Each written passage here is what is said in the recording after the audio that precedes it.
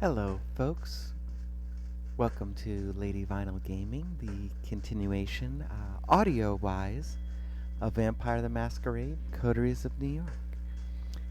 For those who had come in last time, we were still trying to arrange our coterie. Um, I don't honestly remember where we were at. I know we had figured out that the Thin Bloods were the ones responsible for the murders. We had made friends with Hope through her very intricate bluff of what she did for a living, and stayed away from the Tremere. So, yeah.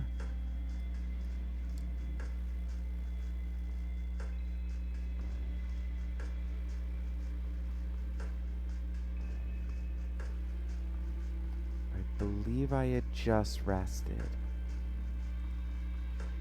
Nope, I hadn't. Okay, we're gonna rest first.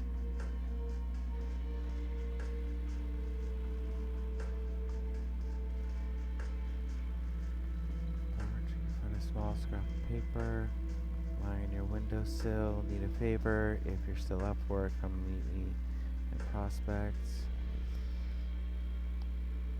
Bumps into you. You turn after him, but he blends into the crowd before you can even get a good look at his face. Instinctively, you check your pockets. A note. Looking at Manhattan Bridge. Come over, D. Alright. Hope. Nosy reporter. Oh. Somebody watching me. Benoit Segal wants to meet you again at the cathedral. And the hoodoo. We're gonna help out Sophie. The streetlights filter into the apartment in a stark white glow, as if someone were shooting a movie outside. The art pieces display a tasteful expense, entirely fitting the image you have of Sophie. It feels as if 1,000 sins have been committed on these premises, most of them under her benevolent hospitality. Sophie comes to greet you as you enter the living room, shaking her head. You understand that people judge me based on how you dress, don't you? Sophie looks at your clothes as if resigned to your sartorial limitations.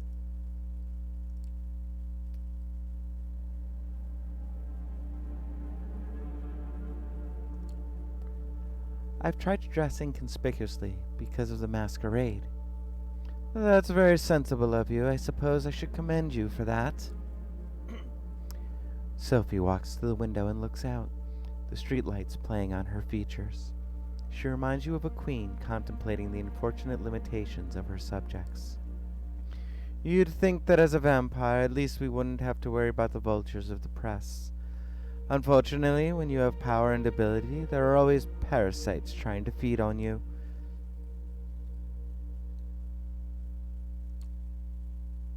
I used to have a journalist friend. Then you know what they're like. Sophie steps away from the window and settles down on a sofa, a wineglass with red liquid in it. Blood, treated as not to spoil. You've become good at noticing the scent. Even from a distance. She doesn't offer you any as you cautiously sit down across from her. This awful man has been stalking my apartment with a camera. He's gone through my trash, talked to my neighbors. Please be a dear and explain to him that there's nothing for him here. Is this about the masquerade? That's a big deal for us, right? Indeed, you're learning.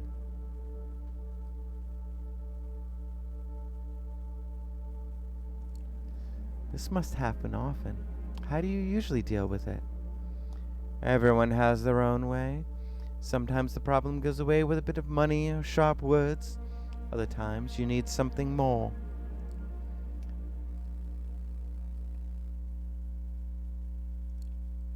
Do you know anything about this reporter? Man, woman, young, old, anything like that?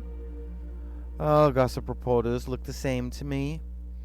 Time for you to go. I have business to attend to. You leave the apartment as Sophie disappears into another room. You don't have a clear idea of the game she plays with the city's mortals and immortal power structures, but she always seems to be making a move. Outside on the street, there's a slight warm drizzle, the kind that gets under your clothes and makes you want to take a shower when you get back to your own haven. No reporters immediately jump out to you. For a while, it feels like nothing is happening in the New York night. People are walking past you on their way to whatever nightlife diversions help them forget their sordid lives. As you contemplate going back inside and telling Sophie you're not looking for a new career as a lookout, you suddenly notice the lens of a camera pointed at you across the street. "Hey!" you yell and run across the street. It's a man you're sure you've seen somewhere before.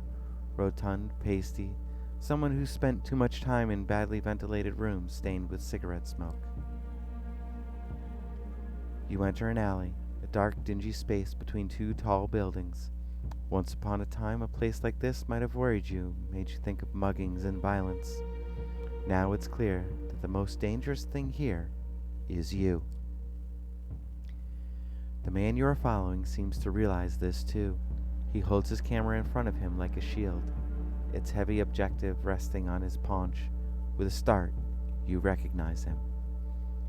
You remember the face, the shaded sunglasses from a picture next to a byline in some trashy paper someone thrust in your face at a company party. His name is Frank Doherty, and he's taken pictures of one of your investors feeling up a sex worker at a nightclub. You'd been there too, and the funny thing was, what Doherty showed in the photo was just the tip of the iceberg.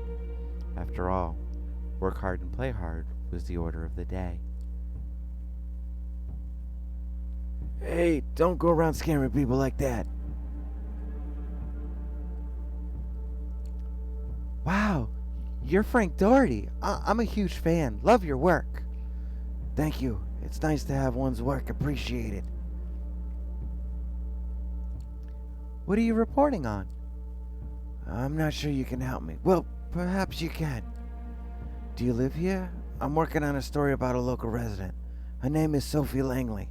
Everybody knows her in high-class circles. She's a redhead, pretty as a picture, and there was a lot of pictures of her through the years. That's the thing, in fact. Look at this."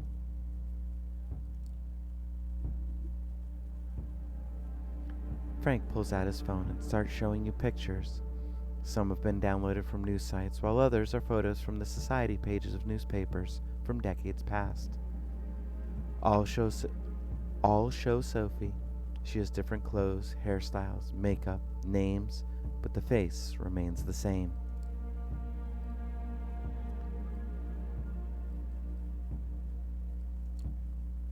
"That's strange. So what do you think is going on?" "Beats me. That's what I'm here to find out."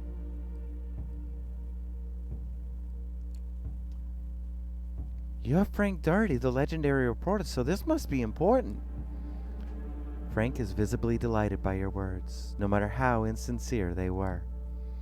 "As a reporter, you never know where the story will take you. 3 words: extreme plastic surgery. All the celebrities do it, only her doctor is better than the rest."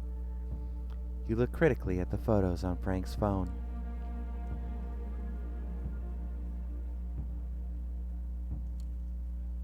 "Sure, I guess. If you find who the surgeon is, let me know. I could have some work done." "You're right. It makes no sense. Damn. So how would you explain it?" "Have you considered the possibility that those pictures are a hoax?" "Sure, anything can be a hoax, but I dug up these old papers from the archives myself. I gotta have something usable."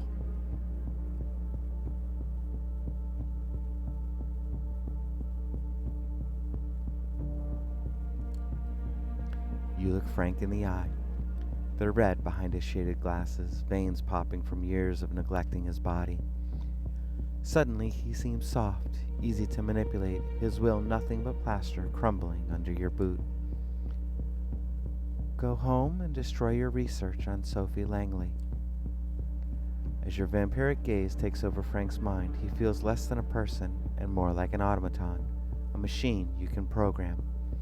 Perhaps this is why older vampires are said to think of humans as nothing but animals. How can you consider someone a thinking person with free will when you can override them at any moment? Frank is mumbling, fondling his camera, inching around you to the entrance of the alley. He looks sad and worn as he goes, a man who used to be something, now just a shout. It feels almost embarrassing to use the powers of your blood on someone so weak. At least you're pretty sure he'll stay away. The hunger calls to you. The city skyscrapers, the seemingly never-ending sprawl of the boroughs. It's all a prison. You need to get out. You need to take back control over your life this instant. The memory of your sire's frosty blue eyes mocks you, tempts you to show your dominance, to prove you have the guts to take what you want. Feeding. That's just the thing. Coaxing. No.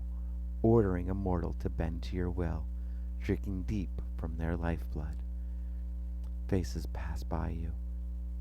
Faces pass you by. While some look more ravishing than others, any would do right now. You compose yourself, your rational mind fearing a blatant breach of the Masquerade's temporary hold over the beast and its compulsions. Calming yourself is a small victory in and of itself. This semblance of command will have to do for now, but it won't last. You need to quench this hunger before it overtakes you and makes you lose control.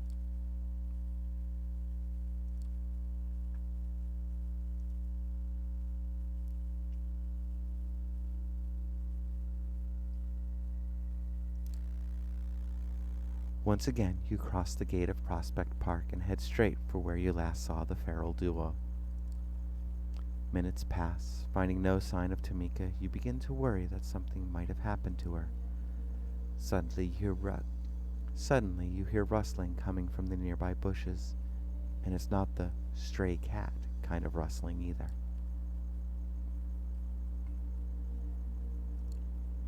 Hey, you in the bushes, you know I can hear you, right? The rustling stops, if only for a second. Suddenly the bushes part, and Raoul walks out, desperately trying to look confident. Yeah, that's only because I wanted you to. Listen, I wanted to have a word before Tam gets here.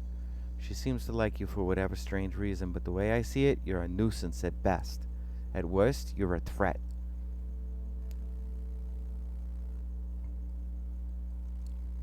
I get it. You don't like me. Forgive me if I don't lose any sleep over it. You should be, because when I don't like someone, I do something about it, and it's usually not pleasant. Tamika is my sister in every sense of the word that counts. Anything happens to her that I find even remotely your fault, I'm coming after you. Is that clear?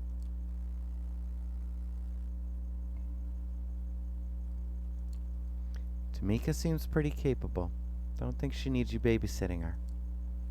Oh, she's plenty capable. Given the opportunity, she'll rip your guts out if you cross her. What I'm saying is, if anything happens to Tamika, I'm holding you accountable. All of a sudden, the sound of footsteps reaches your ear. It's just faint enough to not be ostentatious, but still loud enough to hear. You can tell that whoever's approaching wants to make their presence known. Both you and Raoul turn just in time to see Tamika emerge from behind an old sycamore tree. It's hard to tell just how long she's been listening in on your conversation. In any case, she walks up and speaks, addressing no one in particular. Did I miss anything? Nothing too important. We were just having a chat. Were you now? She gives Raoul a scornful look, like she's about to rub his nose in his own crap. What about? Nothing. You know where to look for me, Tam. Sure do. And with that, Raoul takes his leave. Tamika waits in silence just long enough to make sure he can no longer hear her, and addresses you. I have a favor to ask. Okay, what is it? I have an errand to run. I'm hoping you'd come with me. There's a place east of here. It's a short walk. We should be back in about 2, maybe 3 hours.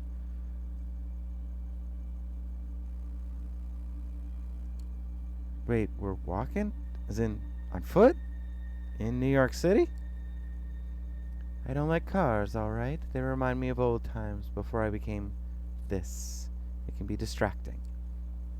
So can we go? Sure, we can go now if you're ready. Well, alright. And so you head toward the parking lot, accompanied by Tamika and a lot of unanswered questions. Following Tamika's directions, you finally arrive at the Evergreen Cemetery, one of the oldest burying grounds in Brooklyn.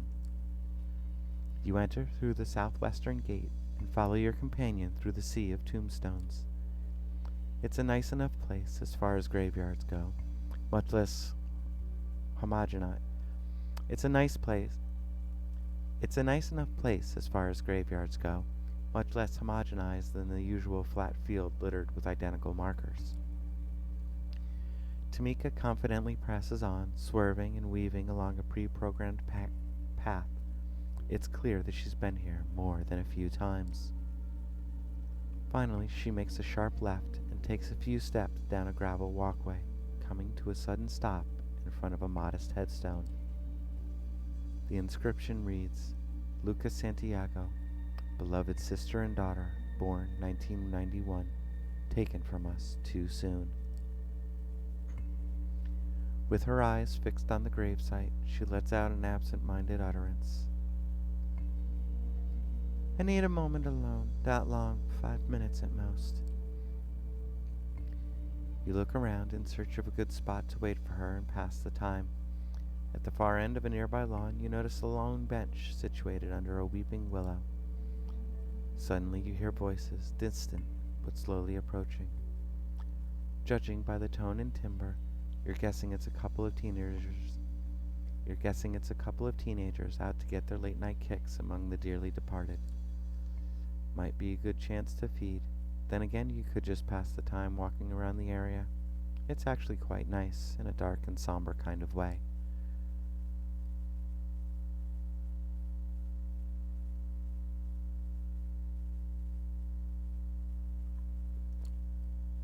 Take your time. I think I'll go grab myself a drink. Just do it quietly. I don't want any trouble. Not here. You leave Tamika alone and follow the voices. Soon enough, you come upon a couple in their late teens. Judging by the thick eyeliner and their clothes, consisting mostly of black leather and lace, you'd venture a guess that they'd love nothing more than to meet an actual vampire. You're happy to oblige. As you emerge from the shadows, you can feel your awe intensify. The boy and the girl watch you, completely awestruck, waiting for you to approach. The slightest gesture is enough to shoo the boy away. He sits on a nearby bench and watches, completely enamored, as your lips press against the girl's neck. It's a weird sensation to feel actual, honest-to-God pride in a victim's blood. But here you are. She's glad to have been chosen in this way. You take one look in the boy's dark brown eyes to realize he's hoping for your attention too. Something about him doesn't feel right to you, though.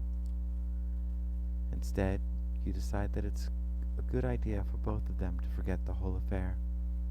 Grabbing their attention, you focus your newly refreshed blood and will their minds to erase the last few minutes. Finally, you get back to the tree and find Tamika sitting on the bench. Without a word, you sit next to her. You look over to her, doing your best not to stare. She looks down, crossing her eyes and putting her hands on her shoulders. In an instant, the ferocious savage disappears, replaced by a vulnerable young woman. I think I'm done. You okay? I'm better now. Sorry, I guess I should tell you what this was about. She looks away. You can tell she's struggling to open up to you, so you remain silent, trying not to make her uncomfortable. I was embraced not far from here, in this cemetery, a fitting spot, I suppose. It was close to a decade ago. I'd been on the road for a couple of years at that point, hitchhiking from one town to another. New York was supposed to just be another stop. And then I met Jezebel. She was strong, smart, intelligent, seemed like someone I could trust, someone I could get close to. She never made me feel inadequate or ashamed, and she could hold her own in a fist fight, too. Funny thing, though, she only wanted to meet during nighttime. I didn't think much of it, even came up with excuses for her, busy, eccentric, whatever worked, until one night she sank her teeth into my neck.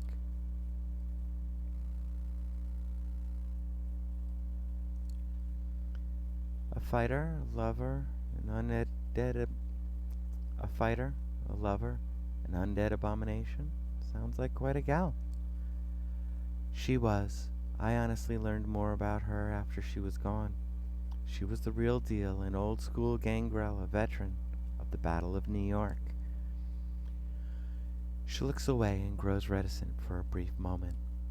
Anyway, she left soon after turning me. I think the convalescence of Prague really shook her up. No. She left soon after turning me. I think the conclave of Prague really shook her up.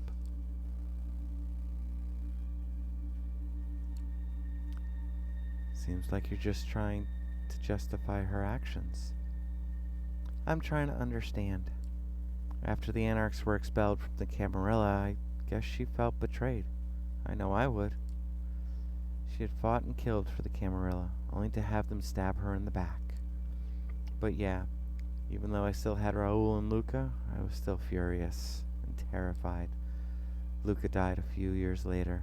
Operation Lights Out, they called it. It was a coordinated assault by the Second Inquisition, genocide by any other name.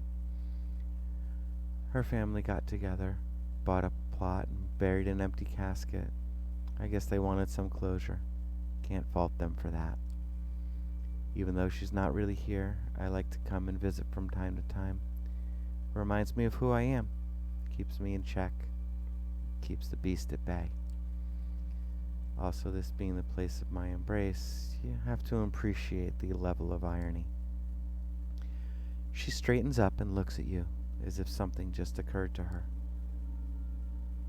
Sorry, I don't know what came over me. 1 minute I'm all grunts and stares, the next I'm giving you my biography. I guess I'm just tired of being scared, alone. You're looking for a place to belong. In all the wrong places, it seems. At this point, I'm just looking for something to believe in, someone I could give a damn about.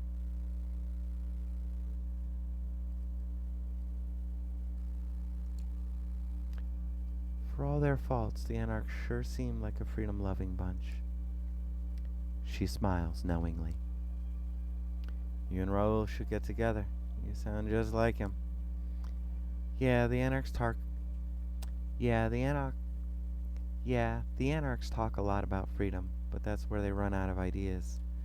When push comes to shove, they're too busy fighting one another to actually get shit done. You open your mouth before you can make a sound. Before you can make a sound, Tamika motions to you to keep quiet.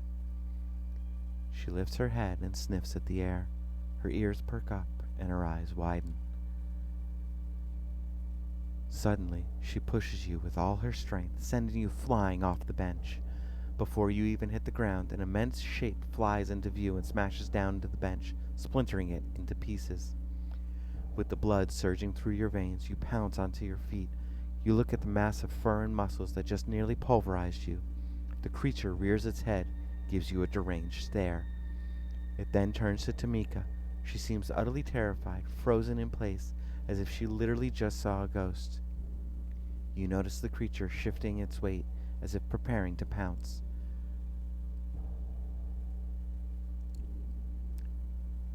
Feeling your body strengthen with inhumane resilience, you jump in front of the beastly assailant, breaking the force of his attack. Still, the sheer weight of the creature slams you onto the ground. If it wasn't for your supernatural endurance, you're pretty sure your spine would turn to powder. Suddenly, the beast lets out a pained roar. In a flash of conscience, you see Tamika hunched atop the monster's shoulders, her claws plunged in its eye sockets. Floundering like a fish out of water, the monster finally manages to shake the feral Valkyrie off his back. The creature then turns towards you. For a second or two, it moves its mouth awkwardly, as if trying to remember how to form words. Stay out my ground. The creature runs off towards a nearby clearing, when all of a sudden a gunshot sends it tumbling onto the ground. A group of well-armed men in body armor emerge from the shadows in an orderly formation and move in closer around the creature. Not sure what to make of what's happening, you figure it's best to get out of sight. As you start backing away into the nearby bushes, you notice Tamika following your lead. From the relative safety of the thick foliage, you watch in silence as the group of armed men subdue the creature using steel nets and cattle prods. In the corner of your eye, you catch Tamika looking away, as if she finds this whole spectacle somehow distasteful. She speaks under her breath, her voice shaking. "Can we get out of here?" You see no reason to object. The walk back turns out to be a quiet and somber experience. You both walk in silence, the city a blur of lights and cars careening nearby. You look over to Tamika. She seems lost in her thoughts. Finally, you decide to break the silence. "Are you gonna be alright? That thing back there really spooked you." "I don't know." She catches herself and quickly attempts to hide her vulnerability. "Yeah, I think so. It's just that I've always heard stories about the scarred one. I never thought I'd actually run into him." "The scarred one?" "It's the only name he is known by. He's a cautionary tale for young Gangrel. He's what happens when you let the beast take over. I always figured him to be more of a metaphor. Seeing him in real life, it's like if a Christian just happened to run into Judas Iscariot one day. And seeing him hunted down by the SI, I don't know what to think. I don't even know where to start thinking."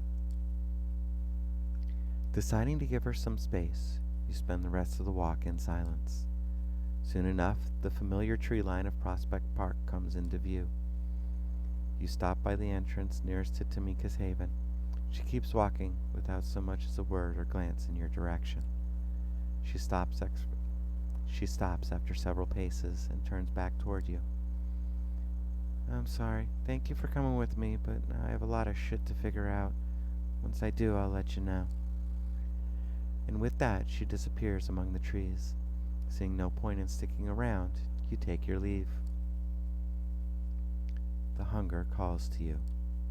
The city's skyscrapers, the seemingly never-ending sprawl of the boroughs, it's all a prison. You need to get out. You need to take back control over your life this instant.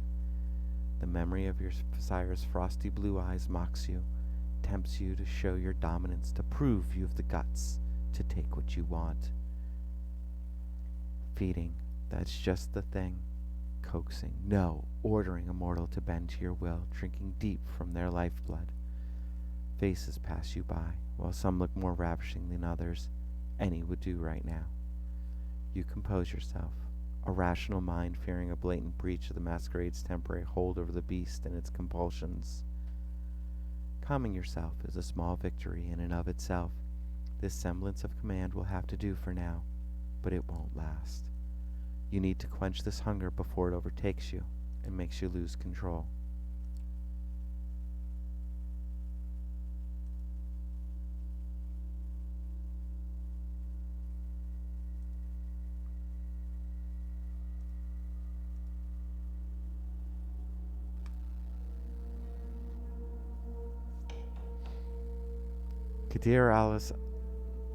Kadir al-Asmay, the sheriff of New York City, is knocking at the door to your haven. The night comes as more than just the sight comes as more than a little shocking. If he had business with you, you'd either expect to see him already inside or never see him coming at all. Yet there he is, on the other side of the peephole, patiently and politely waiting for you to let him in. You carefully unlock the door and face him in silence. Evening. May I come in? You simply stare at him. Your lack of an answer doesn't faze him, and your lack of resistance as he starts walking inside has obviously been interpreted as a permission. Once inside, he starts looking around as you cautiously stay by the door. Haven't really had time to make this place your own yet, have you? It feels like Langley's apartment through and through. A secluded study where nobody studies anything. Look at the books on this shelf, obviously meant to impress guests, not to be read. They reveal nothing about their owner, aside from the aching desire to be taken seriously as an intellectual. He picks one of them up and smirks before putting it away. The Phenomenology of Spirit. Next to all of this garbage poetry, we can make a bet. If she read more than 20 pages, I owe you $50 and a gallon of blood. The kind of place that self-professed hermits entomb themselves in to suffer. Considering how much you have to run around these nights, you probably only use it to shelter from the sun and rest, right? Even though he's obviously making an effort to come off as non-threatening, it's impossible to forget the first impression he made. You still see him as a fierce predator, trying hard not to expose his true colors. You sense a familiar fight or flight response to your struggle to find a diplomatic answer to his last question. If Kadir is bothered by your silence, he doesn't let it show. He keeps walking around, toying with whatever catches his eye. Eventually, he speaks up again. Watch any baseball lately? If I had to guess, you strike me as a Red Sox fan. Now he's inviting you to talk in a more direct manner. You attempt to overcome your physical reaction to him and reply as casually as you can.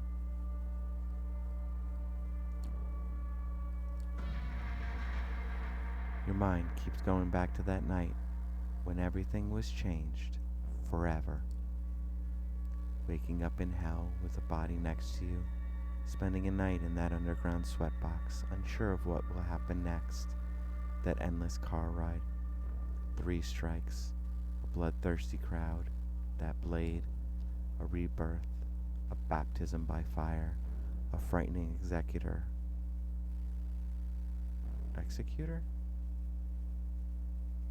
A rebirth, a baptism by fire, a frightening executor who made sure the flames scarred your spirit. As you look into his face, you realize he's read the emotions from yours. Not in the mood to exchange pleasantries, There's no animosity in his voice. He's just stating a fact. Let me get straight to the point, then. He momentarily stops caring about his surroundings, turning all his attention to you and demanding the entirety of your attention in return. You see, there's something I realized over the years. In large part, I may have been hired just to look menacing with a sword, but my job is all about seeing through bonds and relationships. The Camarilla will be safe as long as its members adhere to certain social contracts, making their dealings and affinities plain for everyone to see, but that obviously remains a pipe dream.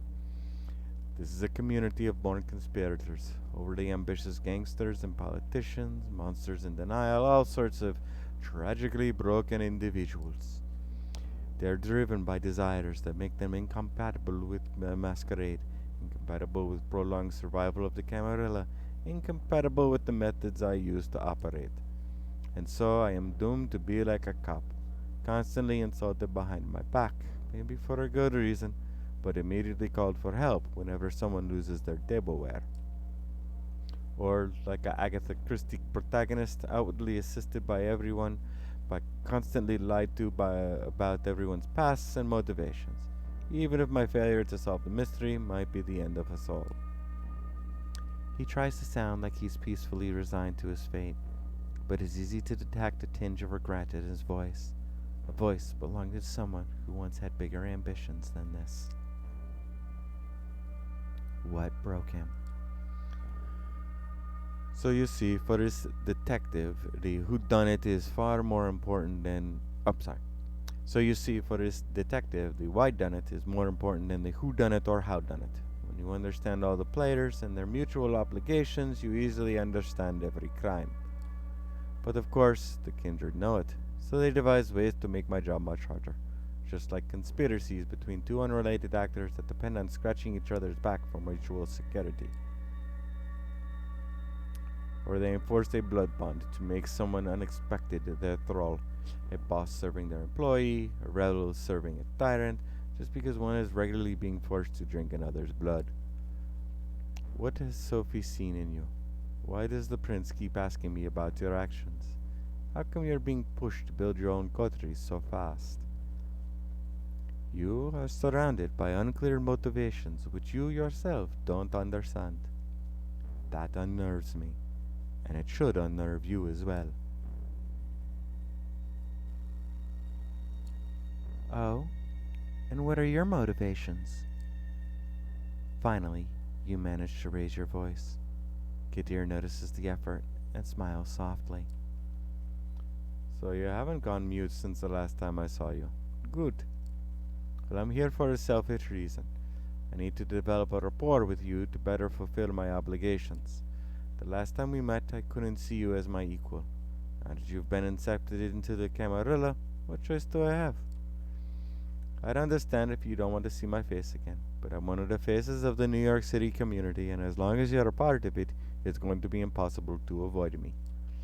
Especially when I've business with you, and I do.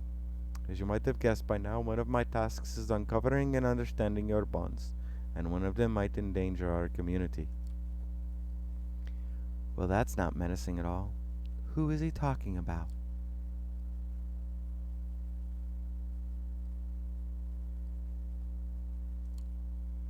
Is this about Sophie? Kadir shakes his head. Sophie's fine. She's plotting something big. I know it, and she knows I know it, but she's treading carefully as she should. No, they're not the major player. He produces a file from underneath his coat and passes it to you. This is our troublemaker. You open the file and see some printed photos. You freeze up as you recognize the face and are overwhelmed by a flood of repressed memories.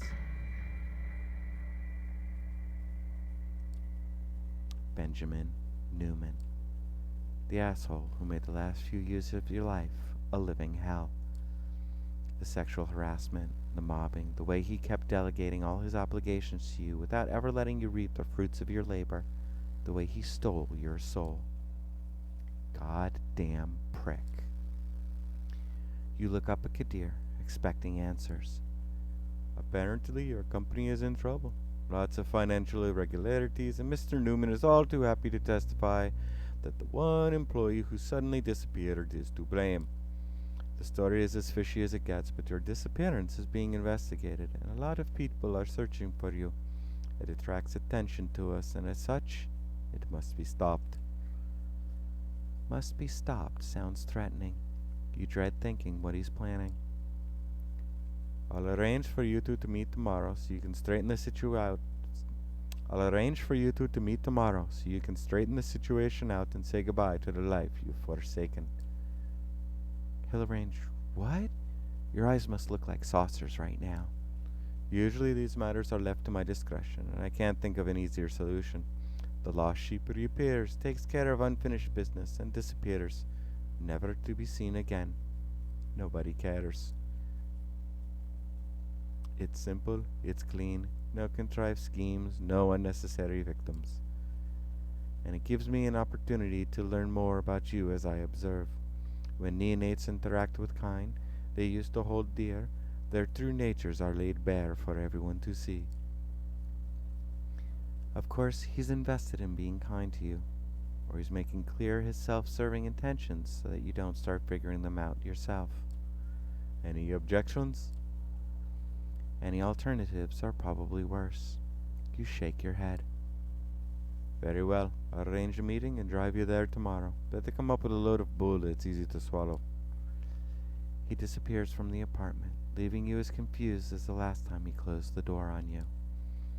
God damn it. You need to think it through. For a long time, you just sit in your haven, lost in your thoughts, thinking about how revenge is at best. Lost in your thoughts, thinking about how revenge is a dish best served cold. The hunger calls to you. The city's skyscrapers, the seemingly never-ending sprawl of the boroughs, it's all a prison.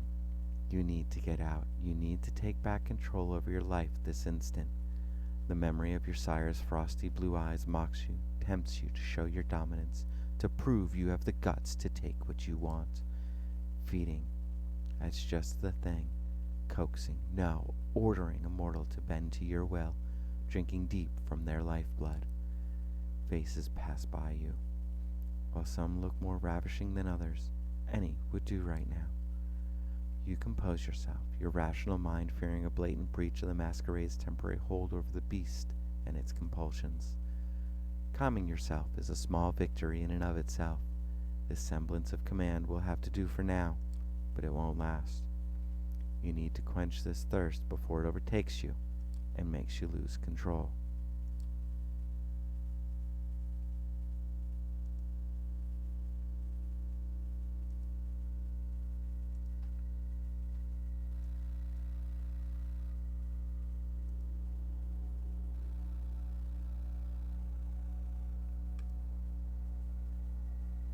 As you leave your haven, a homeless man bumps into you. You turn after him, but he blends into the crowd before you can even get a good look at his face. Instinctively, you check your pocket. A note? Looking at Manhattan Bridge. Come over. D. Knowing there are only so many places with good enough view of the Manhattan Bridge, you decide to check the ones that aren't likely to be crowded at this time of night. It doesn't take long before you hit the jackpot. Jane's Carousel. As you're walking along the pier, you notice a lonely figure sitting on the bench, steel flask in hand, his legs up on the railing. Soon enough, you hear a familiar voice. Evening turned to night, and as the final flickering rays of sunlight gave way to the kind nocturnal shadows, so did the last of the jabbering tourists give way to a blessed silence. And yet, I couldn't shake the feeling. Pausing mid-sentence, he leans back over the bench backrest and looks straight at you. Upside down, his voice looks even creepier than usual. Upside down, his face looks even creepier than usual. But I wasn't alone. I have to ask, what is it with you and narrating? Takes the edge off. Just like this. He takes a sip, then points the flask in your general direction. Fancy a sip? Sure, why not? You smell the contents of the flask and immediately recoil. Even if it wasn't for the nasty whiff of cheap booze, the underlying scent of blood underneath isn't appetizing at all either. You know what? I'll pass. You won't hear me complaining. Not about that, anyway. There's been another one. Killing, down by the docks. Same MO? Same MO? The blood? The graffiti? Yep, it was our gal, all right. Victim sucked dry, same as before. Another sign on the wall, something about impending doom, and oh Lord, he coming. The particulars escape me. You know, that night I saw her. She looked so frail, so innocent. Deep inside, I was hoping she'd be spooked, get out of town. That maybe, just maybe, that would be the end of it. But that's me, you know, hopelessly optimistic. Do you have any idea where she might be? Sorry, kid, I'm fresh out of ideas. He raises the flask, refilling as we speak, and takes a swig as if to illustrate a point. So anyway, I've set up a meeting. Neutral ground, public space. Shouldn't get too ugly. Still, I was hoping you could tag along. Okay, so who are we meeting? He takes another compulsive swig. Better strap in, 'cause this one's a doozy. Unless you want to introduce me to your parents, I can probably handle it. Come on, who is it? Valerie.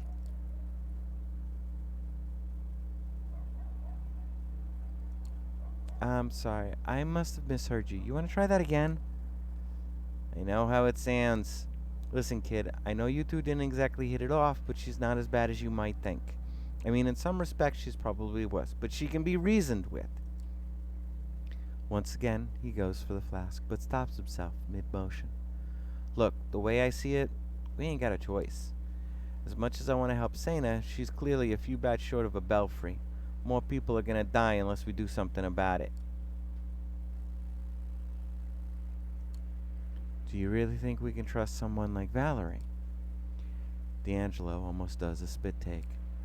Fuck no! But we can do business with her. I'm just worried that her asking price might be too steep for my liking. But then again, you don't always get what you want, huh? Noticeably proud of his words of wisdom, he tries to top them off with one last swig. A single drop falls between his crooked teeth. He looks at the empty flask with the utmost contempt. Well, ain't that fucking poignant? Muttering a curse under his breath, he makes a valiant effort to get up off the bench. As he staggers, struggling to remain upright, you offer your shoulder to lean on. He shoots you a smile that's as crooked as it is affectionate. Hey, kid. You meet his gaze, trying to look friendly rather than condescending. You're all right. And with that heartfelt moment, you bid adieu to the sprawling vista and make your way towards the bridge. Next stop, Manhattan. Entering the park from Midtown Manhattan, you promptly take a spot by one of the alleys, not very deep into the park. Minutes pass, 5, 10, 15.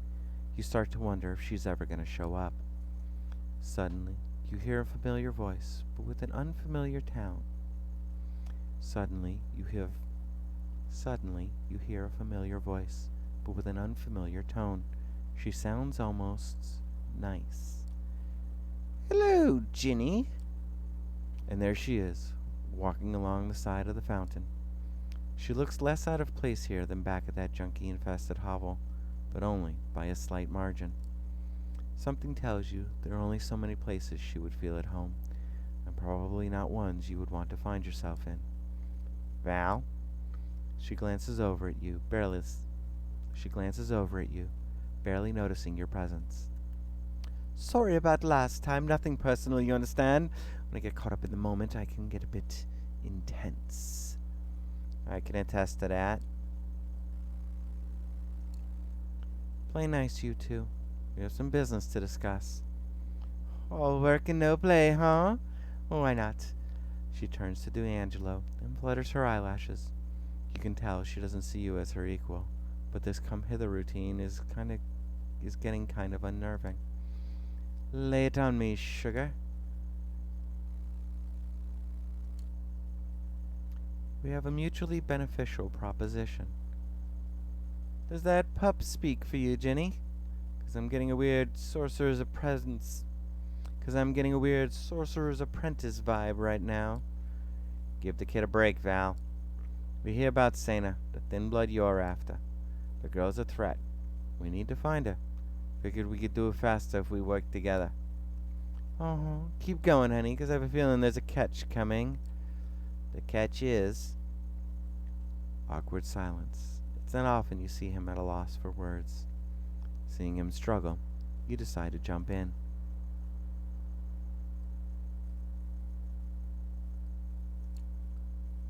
You have to not be a murderous bitch for like a day or two. See, now that's a deal breaker right there, sugar.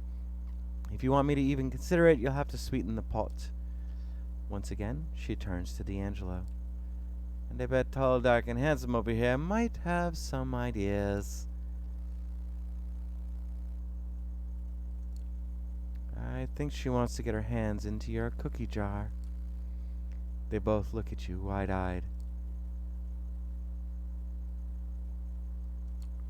Wait, no, I didn't mean like that. I mean, no, not... Wait, what were we talking about? D'Angelo rolls his eyes, hard. She wants a higher profile target to show off to the prince what a good little scourge she is. That all you care about nowadays, huh? Playing the game, climbing the ranks? A smile creeps onto her lips. You can tell it's forced. D'Angelo definitely knows how to get under her skin. That's my Ginny, a big old brain and a heart to match. Once again, she turns to you. I knew right away he tried to help this girl. He does love him a damsel in distress. But you, I'm still not sure what your angle is.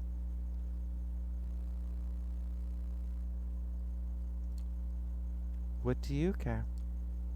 I don't, honey, not really. It's called making conversation. So there, you know my terms. Contact me when you've made up your mind. Don't take too long, though. I'm a lucky girl. I might just find your thin blood on my own. Still, I hope we can work together. We did make a good team back in the day, didn't we? Slowly, seductively, she puts her arms around his shoulders. She glances over to you, clearly enjoying how awkward it makes you feel.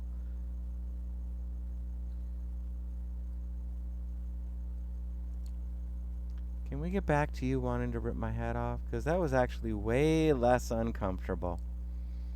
Careful what you wish for. Anyway, withdrawing from the strange half-embrace, she flicks D'Angelo's nose gently with her index finger. Almost instantly, she turns from flirtatious to dispassionate. However this plays out, I have a feeling we'll meet again sooner than later. Until then, without sparing you another glance, she disappears down an unlit park alley. D'Angelo watches her. The look on his face, a mixture of longing and guilt, is borderline comical. Finally, he turns back towards you, as if breaking some spell he was under. Why, that could have gone a lot worse. What did you mean by a higher profile target? It's not what, it's whom. She wants me to give her Larson. Wait, what does Larson have to do with any of this? He doesn't. Not directly. It's just that he might have less than admirable chapters in his biography. Might have done some pretty egregious shit. And Valerie knows a certain handsome someone might have evidence of said shit, which would allow her to bring him down. And bring down a primogen, even one as lame as Lawson, is a pretty big deal. He squints, rubbing the bridge of his nose. Fuck it, I'm heading back to the office. Need to put my feet up, get some blood flowing to the old noggin. You coming? You nod. Why the hell not? So you make your way toward Fifth Ave. You've got a long way ahead of you, and a lot of stuff to figure out. Although it's not your first visit, you still find it hard to navigate the dark, rust-ridden corners of the grain terminal. Luckily, this time you're with someone who could probably do this blindfolded, so you just follow his lead. As you're both climbing the rickety stairs leading to the mezzanine, you suddenly notice light coming from D'Angelo's office. A quick look assures you that no, he did not, in fact, leave it on. You bust through the door like undead Tango and Hooch, or was that Turner and Cash, ready to unleash holy fury on the intruders. You half expect an Anarch Death Squad or an SI hunting party. Instead, you get Larson, who nearly falls out of the chair when you two bust in. Well, look who it is. Missed us already? Hardly. Seemingly both intrigued and irritated by the surprise visit, D'Angelo walks over to a cabinet and pulls out a fresh cigar. And may I ask what brings you, O venerable primogen, to my humble abode? Har. He points at a tiny shadow cowering in the corner of the room. To your astonishment, it turns out to be a very familiar face. The blood. No, not again. Please. Where the hell did you find her? Outside my front door. She must have heard me. Found out where I lived. It's not a common knowledge among the deathborn. She probably figured I could help, but honestly, I have no idea what to do with her. I mean, I should turn her into the prince, but it's just another strike against my people. Then again, I can't just set her loose, not after what she did. Fuck, D'Angelo, you can tell that I'm desperate if my first instinct was to come to you. No, Lawson, I would attribute that decision to what's left of your common sense. He leans over to you. Hey, kid, I think we should call it a night. Just give me some time to talk to the girl. Maybe I'll get through to her somehow. The sign. The sign, it's always there. Though I ain't holding my breath. Honestly, you're glad to leave him to it. Spending the night in a small room with a tiny serial killer somehow doesn't seem too appealing. Still, you're hoping D'Angelo will be alright. He's got some tough choices ahead of him. The hunger calls to you. The city's skyscrapers, the seemingly never-ending sprawl of the boroughs. It's all a prison. You need to get out. You need to take back control over your life this instant. The memory of your sire's frosty blue eyes mocks you, tempts you to show your dominance, to prove you have the guts to take what you want. Feeding. That's just the thing. Coaxing, no, ordering a mortal to bend to your will, drinking deep from their lifeblood. Faces passed you by, while some look more ravishing than others. Any would do right now. You compose yourself, your rational mind fearing a blatant breach of the Masquerade's temporary hold over the beast and its compulsions. Calming yourself is a small victory in and of itself. This semblance of command will have to do for now, but it won't last. You need to quench this hunger before it overtakes you and makes you lose control.